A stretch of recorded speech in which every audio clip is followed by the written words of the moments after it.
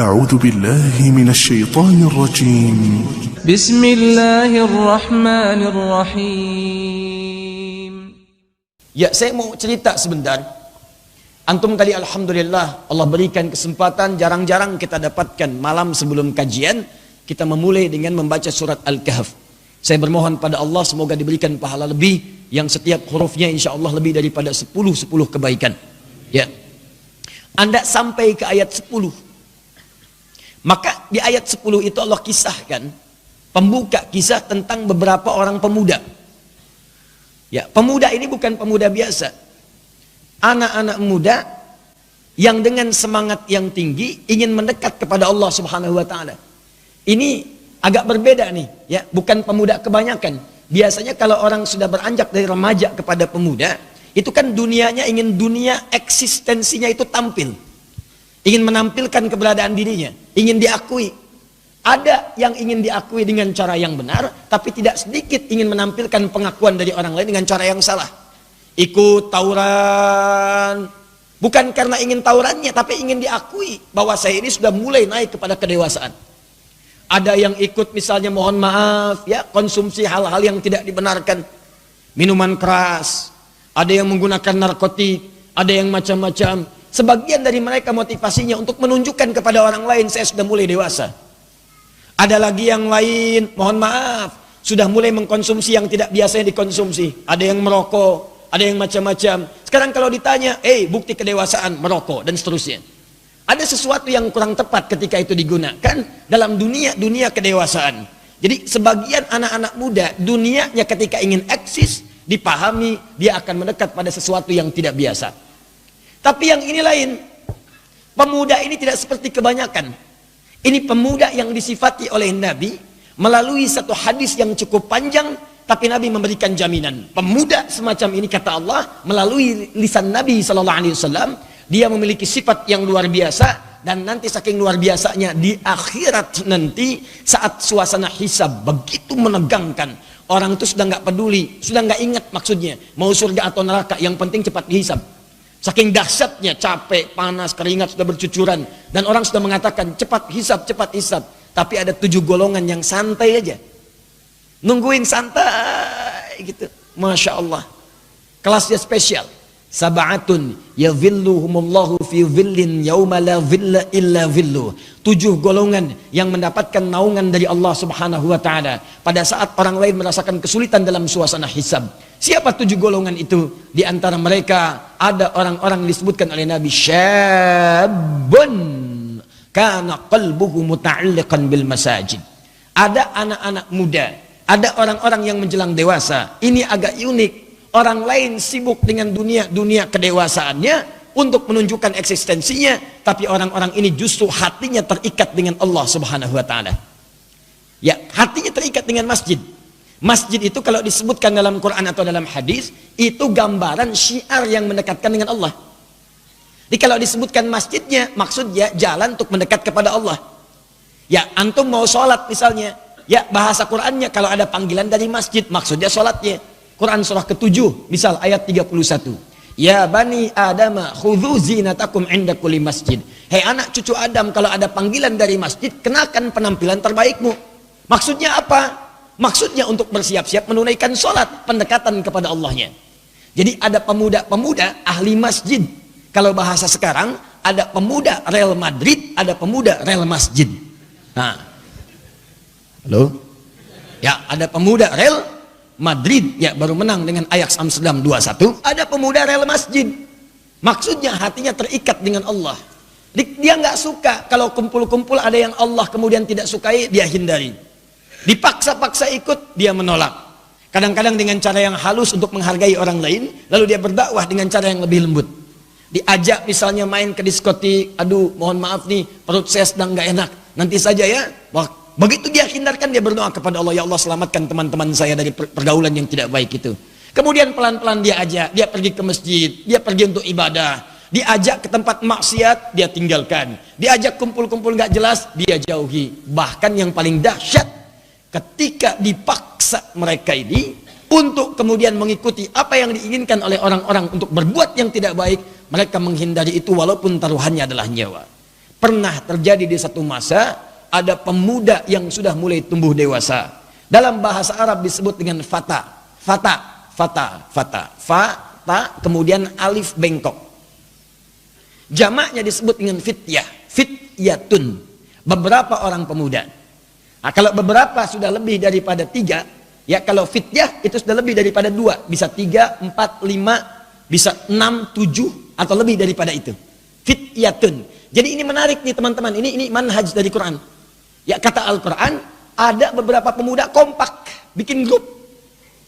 Loh, kalau nuansa sekarang, pemuda, pemudi, ya yang akhwat, yang teman-teman ikhwan, ya itu kompak, bikin grup mereka. Bikin grup untuk menjadi soleh. Kalau sekarang ada pemuda hijrah, ada pemuda hijaiyah gitu kan. Nah ada pemuda lain lagi gitu kan.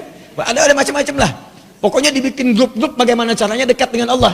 Ya, 1 bikin, 2 bikin, 3 bikin, 4 bikin. Ternyata isyarat dalam Al-Quran, kalau orang-orang ingin mendekat kepada Allah dengan gerakan berjamaah, itu setidaknya akan lebih mudah dan saling menguatkan satu dengan yang lainnya. Beda kalau antum sendiri-sendiri, ke masjid masing-masing, ke taklim masing-masing, itu suasana kenikmatannya gak terlampau terasa. Coba dah kalau antum bikin grup misalnya, ya grup berangkat ke pengajian, orang-orang yang dari Tangerang kumpul bareng-bareng, teman-teman yang dari BSD kumpul bareng-barang, baik BSD yang asli dari Tangerang ataupun yang Bekasi sonoan dikit, ya ada Tambun, di Tambun itu nanti ada kampung Cerewet, kampung Siluman, kampung macam-macam, kumpul jamaah pemuda kampung Siluman. Wah, datang. Betul ada itu. Nggak percaya main ke Tambun, ada kampung Siluman.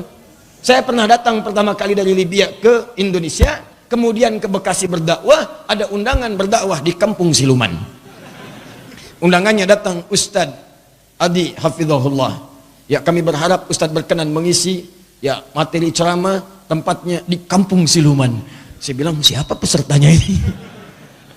Begitu nyampe ke sana ternyata alhamdulillah manusia. Ada lagi kampung Cerewet kan sampingnya. Nah, saking kagetnya bunyi itu isyarat menunjukkan masuk waktu Isya. Jadi pertama Quran mengisahkan ada para pemuda yang sangat hebat, mereka kompak bikin grup untuk mendekat kepada Allah. Tapi ternyata ketika ingin mendekat itu, mereka mendapatkan ancaman dari salah seorang raja yang zalim. Kalau kamu berlari dari saya, kami akan eksekusi. Kemanakah mereka pergi? Apa doa mereka? Seperti apa pertolongan Allah? Itu yang kita saksikan setelah menikmati dan menunaikan sholat. Mereka kompak membuat grup supaya mereka dekat dengan Allah. Tapi tak diduga ternyata kekompakan mereka untuk mendekat kepada Allah tidak mendapatkan sambutan positif dari orang-orang yang punya kemudian kuasa di sekitarannya. Sampai rajanya memaksa rakyatnya untuk tunduk pada peraturan yang zalim itu, hingga para pemuda ini kompak untuk meninggalkan wilayah yang dimaksudkan, berlindung mereka. Ini memang fitrah. Jadi sunnahnya begini, kalau anda berada di lingkungan yang lingkungan ini aman untuk menunaikan ibadah, nyaman anda untuk mendekat kepada Allah, sholat nyaman, taklim nyaman, ada di masjid nyaman, ada AC-nya tenang, AC mati bisa kipas-kipas ya, tapi masih nyaman. Nah, maka kalau semua tempat itu mendapatkan sifat demikian, sifatnya kata Nabi jangan hijrah, jangan pindah. Hadisnya jelas, la hijrata ba'dal fathi. Tidak ada hijrah setelah terbuka tempat itu. Di tempat itu muncul kemudian kemudahan-kemudahan untuk mendekat kepada Allah. Walaupun hadis ini ada yang mengartikan Fathu Makkah, tapi maknanya menjadi luas. Dalam Fathu Makkah itu Makkah dibuka, yang sulit ibadah jadi hilang, berhala-berhala dikeluarkan, nikmat tawaf nikmat, sholat nikmat, segala nikmat, bahkan pahala jadi 100.000 ketika sholat di Masjidil Haram. Maka orang yang mendapatkan itu jangan pindah lagi. Kenapa? Saat dia ada di situ pahalanya meningkat, akses ibadahnya kuat, tiba-tiba pindah ke tempat lain yang belum tentu mendapatkan kenikmatan serupa. Rizki itu udah diatur, tapi kan yang belum teratur pahalanya dan surganya. Nah ini yang jadi persoalan, udah tinggal di Mekah pindah ke Bogor misalnya, ya. Nah walaupun di Bogor pun enak, sejuk, nyaman gitu kan. Tapi kalau itu membuat anda bekerja lagi 2 kali lipat untuk mendapatkan kenikmatan semula, maka yang terbaik tinggallah di tempat itu. Sama persis hikmahnya, bukan hanya Mekah, anda sekarang mendapatkan pekerjaan. Di tempat itu sholatnya enak, baca Qur'annya nyaman, kebutuhan hidup terpenuhi, maka kalau bisa jangan pindah pekerjaan karena tidak mudah merangkai itu kembali. Tapi kalau di situ Anda kesulitan, ada gangguan, sering diajak maksiat, datang ke tempat-tempat yang tidak dibenarkan, bahkan mohon maaf menjauh dari kedekatan kepada Allah, mau sholat susah, mau baca Quran dilarang, tempat-tempat penuh dengan maksiat, maka sunnahnya pergilah ke tempat lain untuk mendapatkan kemudian nuansa-nuansa kedekatan kepada Allah. Maka para pemuda ini menempuh sunnah yang kedua karena pada kondisi yang pertama sudah tidak memungkinkan. Maka berangkat mereka mencari tempat berlindung, itu pun dikejar-kejar oleh pasukan raja yang dimaksudkan. Maka dalam tempat perlindungan ini apa yang mereka dapatkan? Belum sempat menemukan tempat untuk berhijrah, yang ada di hadapan hanyalah sebuah gua. Gua dibagi dua bagian. Ada gua yang sifatnya ruangannya itu terlampau sempit, yang mungkin hanya bisa dihuni, maksudnya ditinggali, dimasuki oleh 1-2 orang saja. Kalau 1-2 orang cukup ada di dalamnya, maka guanya dalam bahasa Arab disebut dengan gharun.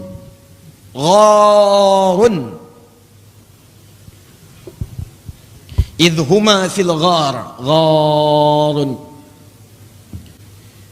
Karena itu Nabi pernah bertahannuts di salah satu gua di Gunung Cahaya. Gunung bahasa Arabnya Jabal, ya, cahaya nur, maka disebut dengan Jabal Nur. Jaraknya sekitar 6-7 km dari rumah Nabi, melewati 5 bukit. Saya pernah naik sampai ke atasnya.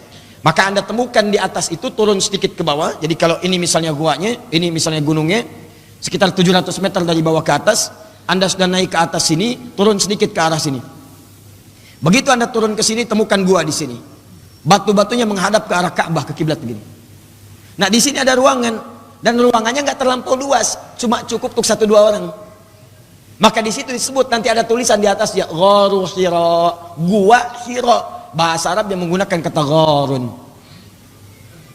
Tapi kalau dalamnya agak luas, bisa beristirahat, ya, bisa selonjoran kaki sambil tiduran. Bukan cuma 2 orang, 3, 4, 5 orang, 6 orang, 7 orang, misal. Beberapa orang bisa masuk. Maka itu kemudian istilahnya berubah dari kata gharun menjadi kahfun. Kahf.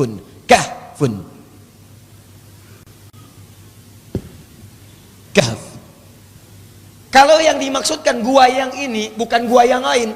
Yang dimaksud yang ini nih guanya, bukan gua yang lain.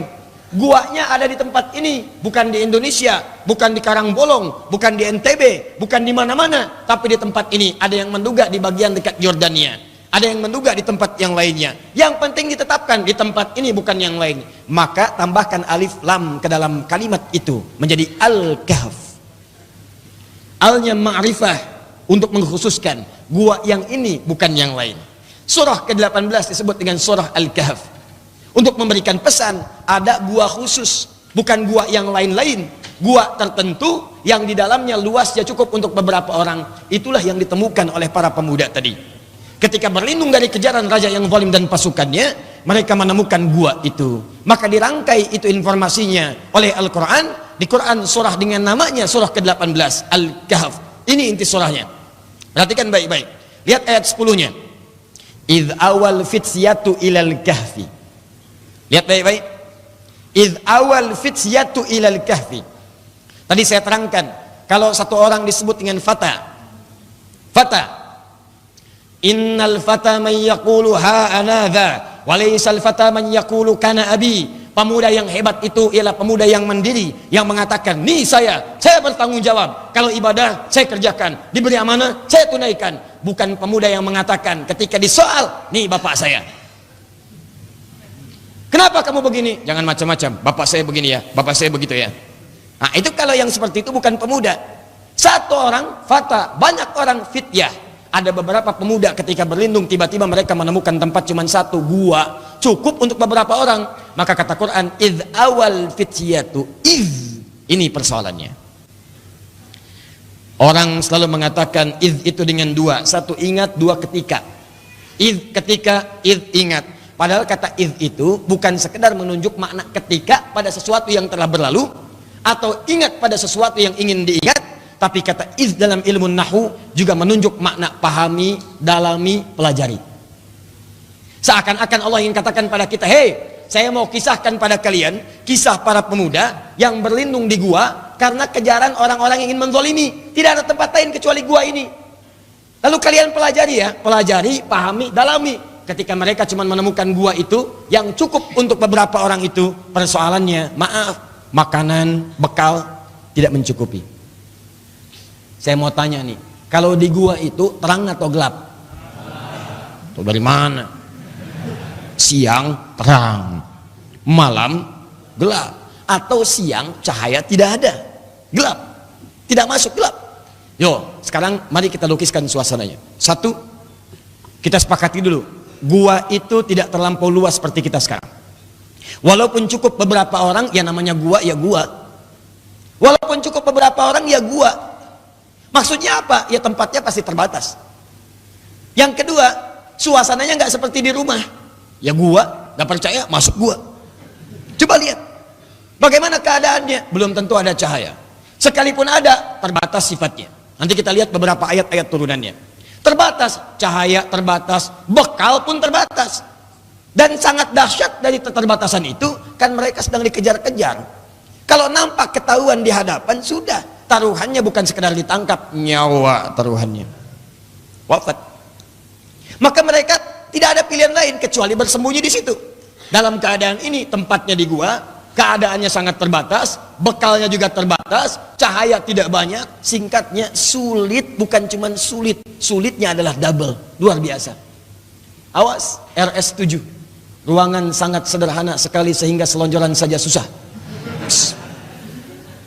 Sempit, sulit, dan ketika keluar taruhannya nyawa.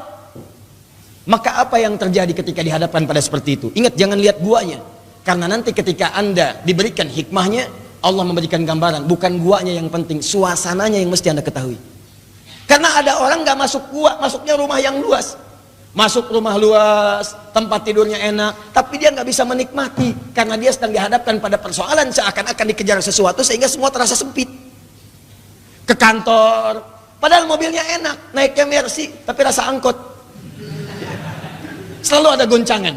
Naik angkot ada goncangan, wajar. Ini naik Mercy yang tenang tapi hatinya berguncang. Dagdikduk tidak karuan, seperti di bahu jalan menemukan polisi. Tibalah rasa perasaan cinta itu. Cinta itu kan perasaan dagdikduk, kan ada tegangan tinggi. Terbagi dua bagian. Cinta yang mendekat kepada